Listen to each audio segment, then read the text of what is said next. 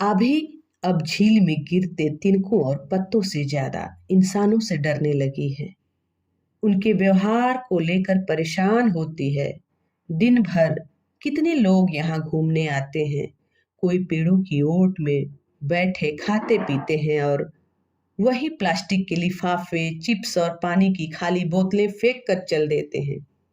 कोई मंदिर से दूर नीचे झाड़ियों में गंदी गंदी हरकतें करते हैं और कई तरह के कचरे वहां डाल के चल देते हैं।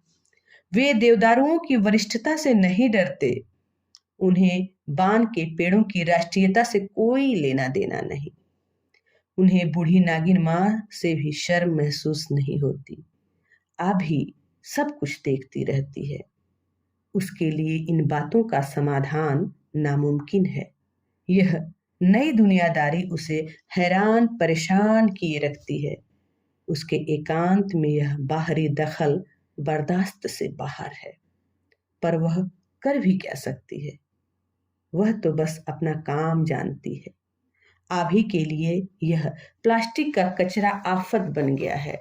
झील की निर्मल तहों पर तैरते खाली लिफाफे और बोतलें, तिनके और पत्ते नहीं है।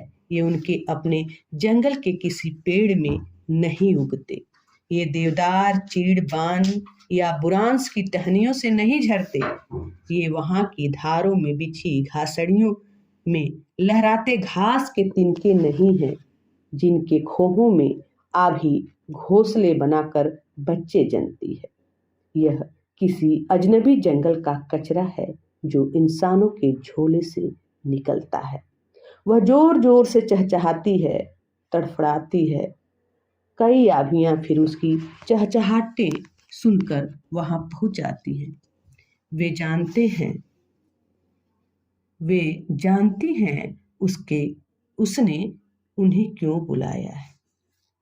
हालांकि वे सभी यहाँ वहाँ वही काम करती हैं, पर अब उन्हें पता है कि मिलकर काम करना है। वे 2-4 के झुंडों में झील के पानी पर उड़ती हैं। एक दूसरे से पंख सटाए वे उस कचरे को उठाना चाहती हैं, पर लाख कोशिशों के बावजूद भी नहीं उठा पाती। वे मंदिर के गुंबदों पर कतारों में बैठकर चहचहाने लगती हैं। वह चहचहाना आम नहीं है। उसमें झील की निर्मलता को प्रदूषित करने का दर्द है। यहाँ आए लोग नहीं जानते कि ये छोटी नन्ही आभियां कितनी बीती सदियों से इस झील और बूढ़ी नागिन माँ की सेवा में है। वे नहीं जानते कि उनकी इन हरकतों से जंगल और पहाड़ बर्बाद हो रहे हैं। वे नहीं जानते कि उनकी गाड़ियों के शोर से जंगली जानवरों के एकांत खत्म हो रहे हैं और वे दूर कहीं अपनी अपनी खोहों में डर के मारे दुबके पड़े हैं। उन्हें नहीं पता कि बूढ़ी नागिन माँ की आंखें डीजल और पेट्रोल के धुएं से बैठने लगती है। वे नहीं जानते ये देवदारू अपनी उम्र के आखिरी पड़ाव में है और कब अपना जीवन खत्म कर जमींदोज हो जाएंगे। उन्हें नहीं पता बान अब वैसा हरियाता नहीं है जैसे पहले सजता संवरता था।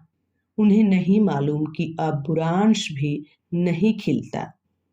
उन्हें पता है कि गांव की ग्वालिनें भी अपनी पीठ पर किल्टा लिए बुरांश के फूल तोड़ने नहीं आती।